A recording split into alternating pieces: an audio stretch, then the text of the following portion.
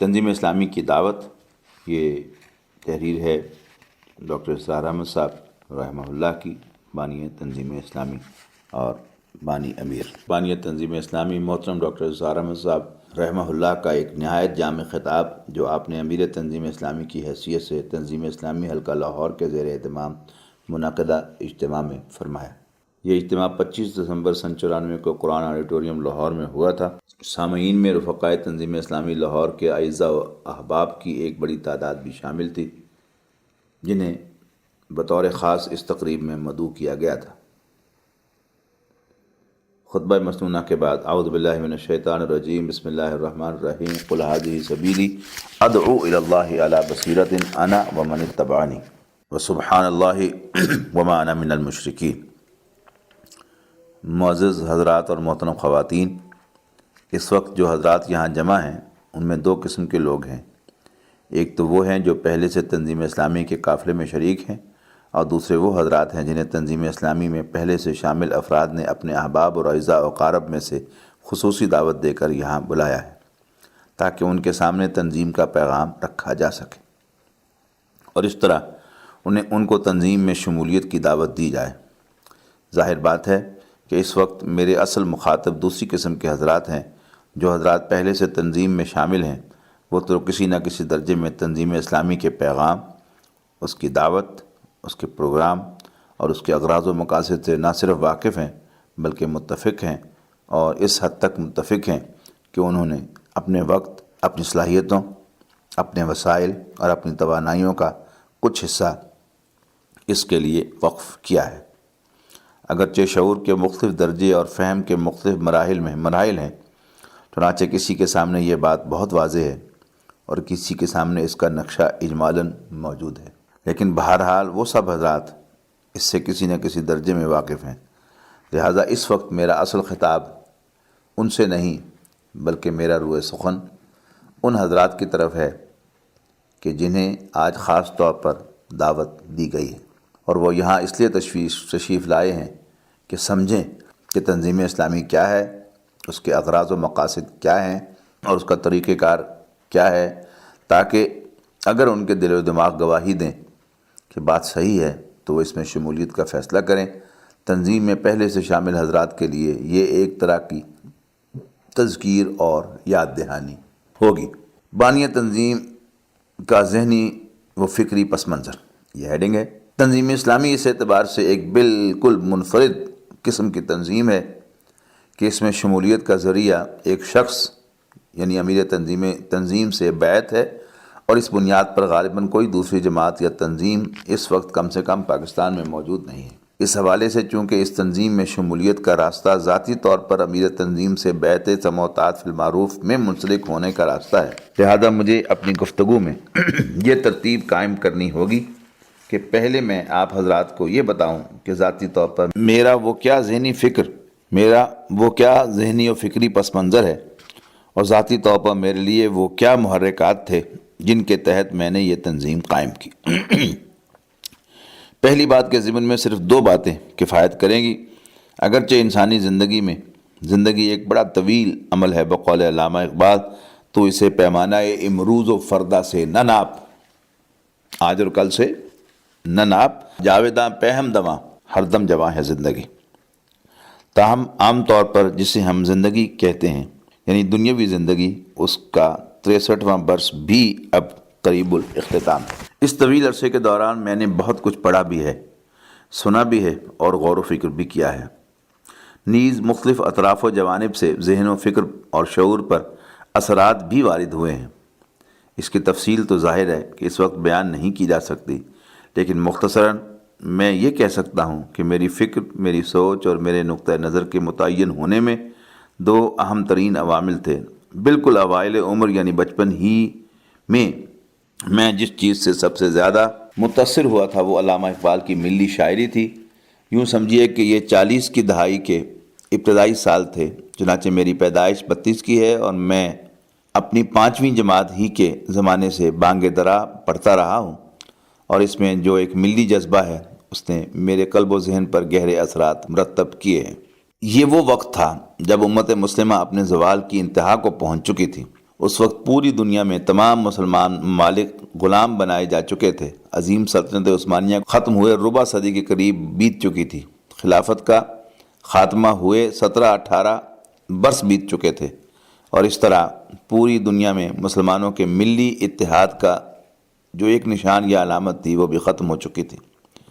اسی نقشہ کے پس منظر میں مولانا حالی نے یہ شعر کہے تھے: پستی کا کوئی حد سے گزر نہ دیکھے، اسلام کا گر کر نہ ابھر نہ دیکھے، مانے نہ کبھی کہ مد ہے ہر جزر کے بعد، دریا کا ہمارے جو اتر نہ دیکھے۔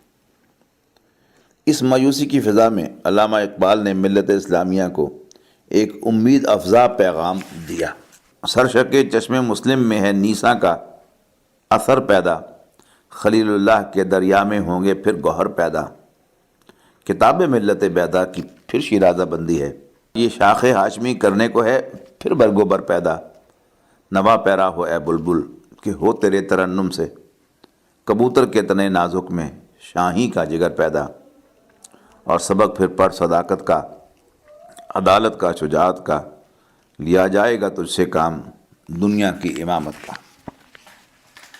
میں صرف مثال کے طور پر یہ چند اشعار آپ کے سامنے رکھ رہا ہوں۔ یہ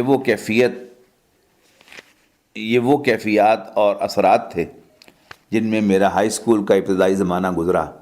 یہی وجہ ہے کہ میں تحریک پاکستان جو اس وقت اپنے شباب اور عروج پر تھی، اس کے کرنا کارکن کی حیثیت سے مسلم اسٹوڈنٹ فیڈریشن میں شامل ہو کر کام کرتا رہا۔ 1947 میں نے میٹرک کا امتحان پاس کیا، اور اس کے فوراً بعد محض استعارے کے طور پر نہیں بلکہ واقعتاً آگ اور خون کے دریا عبور کر کے پاکستان حاضری ہوئی۔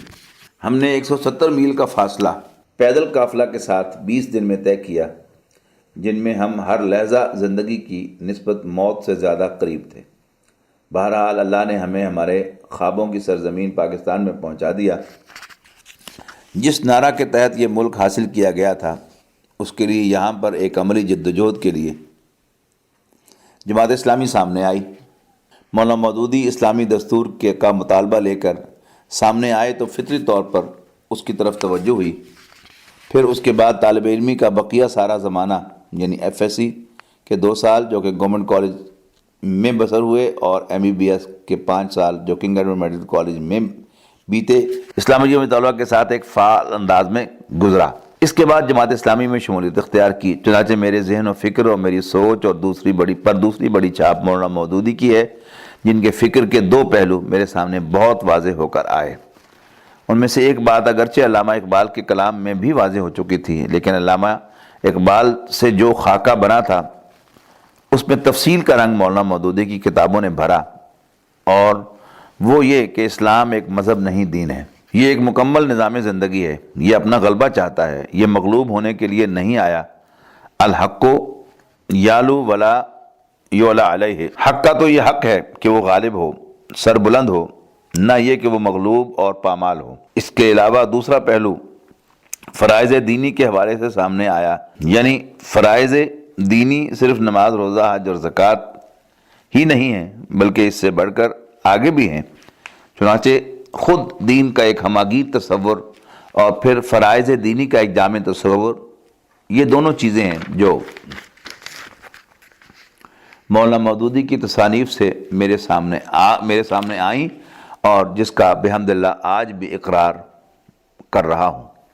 بعد میں مولانا ابوالکلام آزاد اور بہت سے دیگر حضرات کی تحریریں بھی پڑھیں۔ پھر خود جس قدر قرآن حکیم کا مطالعہ کیا، اس سے اس فکر میں مزید پختگی پیدا ہوئی، گہرائی اور گہرائی میں اضافہ ہوا، اور اس پر اعتماد اور وثوق بڑھتا چلا گیا۔